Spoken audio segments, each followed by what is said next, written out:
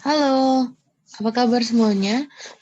Berikut saya ingin men-share pengalaman pulang ke Indonesia baru-baru ini, bulan Januari tahun 2021. Ya, harapannya itu adalah semoga teman-teman yang ingin pulang ke Indonesia nggak bingung lagi ataupun nggak takut gitu, nggak usah takut karena tahapannya itu jelas dan kalau kita mengikuti dengan baik-baik, mudah-mudahan semuanya lancar. Sebelum keberangkatan, ada beberapa hal yang harus diperhatikan sebelum keberangkatan, yaitu booking tiket. Sebaiknya nggak usah melalui negara tetangga. Misalnya kita dari Eropa mau pulang ke Indonesia, tapi ingin lewat Malaysia gitu. Mungkin karena tiketnya lebih murah atau apa, tapi sebaiknya jangan. Kalau bisa transit satu kali, kemudian langsung ke Jakarta. Karena Malaysia, Singapura seperti itu punya peraturan sendiri mengenai transit dan menurut saya itu akan lebih ribet nantinya. Kemudian tes PCR ini harus dilakukan dalam kurun waktu 3 kali 24 jam. Misal mau berangkat tanggal 4, jadi tanggal 1 itu udah bisa mulai tes PCR. Asalkan hasil tesnya itu bisa selesai dalam 1-2 hari, dan kemudian kita akan mendapatkan surat pernyataan bahwa kita itu bebas atau negatif COVID-19. Kemudian untuk segala macam peraturan yang terbaru tentang protokol dan regulasi terkait kepulangan WNI saat pandemi bisa dicek di www.covid19.go.id. Saat keberangkatan, penting banget mengisi e-hack ini karena itu wajib. Jadi sebaiknya download aplikasinya dulu di Google Play atau Apple Store. Kemudian bawalah pena Anda sendiri, jadi nggak usah pinjam-pinjam. Selama naik pesawat dan turun pesawat, ditambah dengan mengisi berbagai formulir, menurut saya itu akan lebih baik jika Anda membawa tas yang cukup ringkas satu aja, misalnya nggak usah bawa tentengan yang lain 4 atau itu akan ribet banget untuk bawanya. Kemudian menuju ke bandara sebaiknya lebih awal karena ada pengecekan surat-surat kelengkapan dan juga menghindari antrian panjang saat ingin check-in. Saat di bandara, check-in seperti biasa, petugas bandara paling akan memverifikasi surat pernyataan negatif COVID kita. Kemudian kalau udah check-in online, tinggal datang saja ke counter drop-in bagasi. Nanti kalau mengisi e-hack,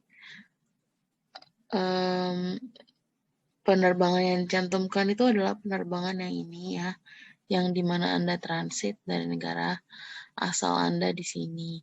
Jadi bukan penerbangan yang ini, tapi penerbangan yang ini. Kalau ditanyakan negara kedatangan kita itu di mana, ya ini negara di mana kamu berangkat pertama kali. Tapi untuk mengisi hack, penerbangan yang dicantumkan itu adalah penerbangan yang dari negara di mana kamu naik pesawat sebelum kamu sampai ke Indonesia. Selama penerbangan, jadi waktu di dalam pesawat itu kita wajib menggunakan masker. Ada beberapa orang juga yang menggunakan face shield, tapi itu nggak wajib. Hanya masker yang wajib. Kemudian diperbolehkan membuka masker saat kita makan dan minum aja. Kalau penerbangannya sepi penumpang, biasanya satu baris itu kita bisa duduk sendiri. Dan kalau memang waktu check-in dapatnya di samping orang lain, mungkin kita bisa minta ke cabin crew untuk pindah saja gitu, karena kan lebih aman, kita harus tetap social distancing. nanti di dalam pesawat itu dibagikan paket yang isinya masker, hand sanitizer, sama sarung tangan untuk setiap penerbangan. Kemudian juga mendapatkan amenities lainnya. Sebelum kita sampai Jakarta, itu juga akan dibagikan formulir Customs Declaration, ini tinggal diisi aja saat kedatangan di Indonesia. Ini ada beberapa tahap. Yang pertama itu setelah kita keluar pesawat itu, kita akan dibagikan Health Examination Result Form. Jadi formnya kita isi, kemudian kita masuk ke hall dengan beberapa kursi yang dijarakkan sekitar 1 meter. Kita harus duduk di sana sambil mengisi form ini. Nah, kalau udah selesai, itu kita akan diarahkan lagi. Kemudian kita menuju 2 antrian, ya. Yang satu adalah antrian e-hack, di mana itu bagi Anda yang udah mendownload aplikasi ini, ataupun dengan antrian yang non e-hack, yang belum mendownload aplikasi saat datang di Indonesia, jadi harus mengisi e-hack secara manual. Kemudian kalau sudah mendownload aplikasi e-hack, kita itu beneran cuma tinggal scan barcode, kemudian surat negatif COVID kita dicek oleh petugas, lalu kita lanjut ke step berikutnya, di mana surat negatif COVID-19 kita divalidasi, lalu form yang kita isi tadi saat kedatangan, form hasil pemeriksaan kesehatan dari Kemenkes itu diverifikasi dan dicap oleh staf kesehatan. Setelah itu kita bisa lanjut ambil bagasi sambil menunggu bus yang akan mengantarkan kita ke hotel untuk karantina. Karantina ini wajib ya teman-teman, tanpa pengecualian. Dari langkah 1 sampai naik bus, kita waktu itu saya butuh waktu sekitar 1 sampai 1,5 jam.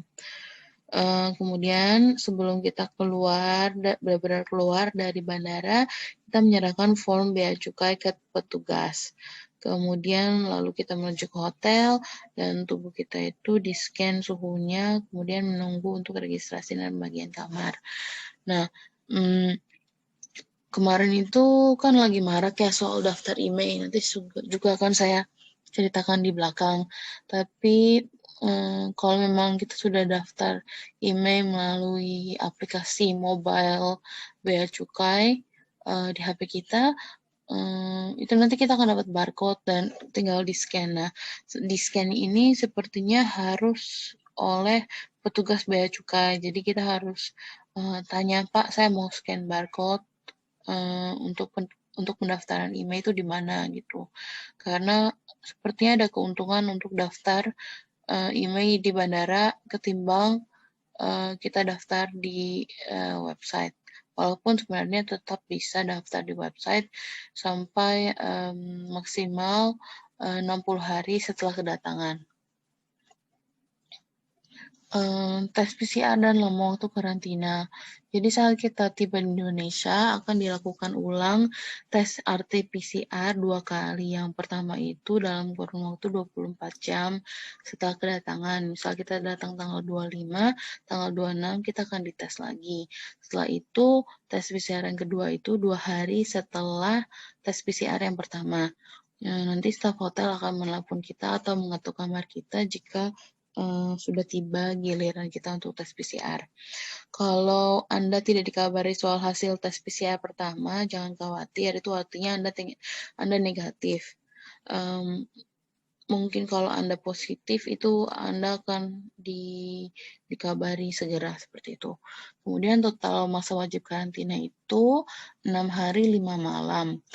Jadi hari kedatangan kita itu sudah termasuk dari 5 malam tersebut.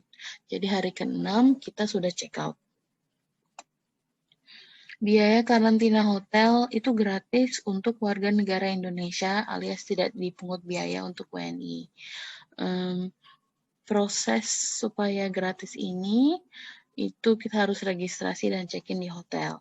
Yang pertama itu mengisi formulir data diri dan info penerbangan.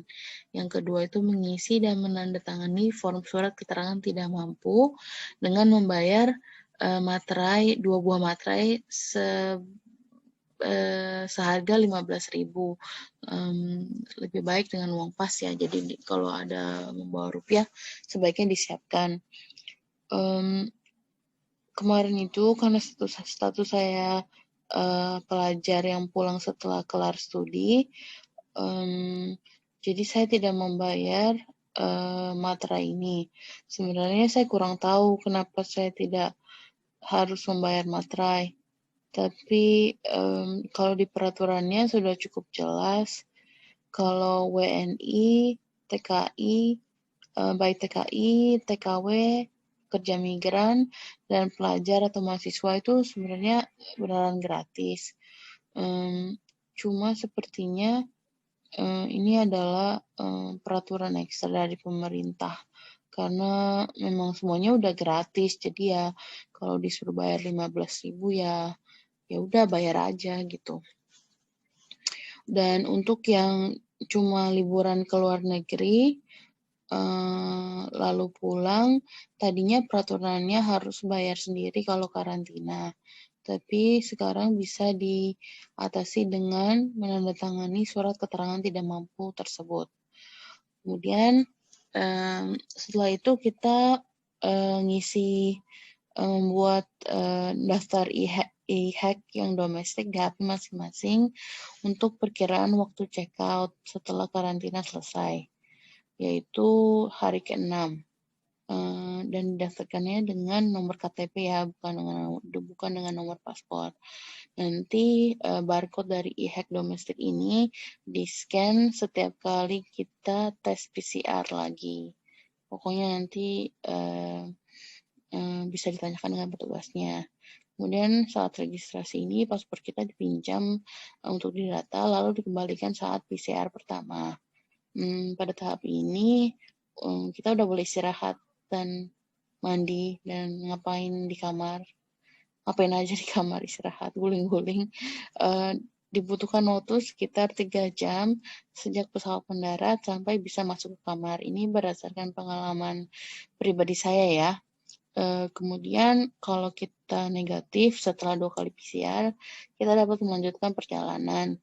Kalau seandainya kita positif, kita akan dirawat lebih lanjut dan biaya ini ditanggung oleh pemerintah untuk warga negara Indonesia.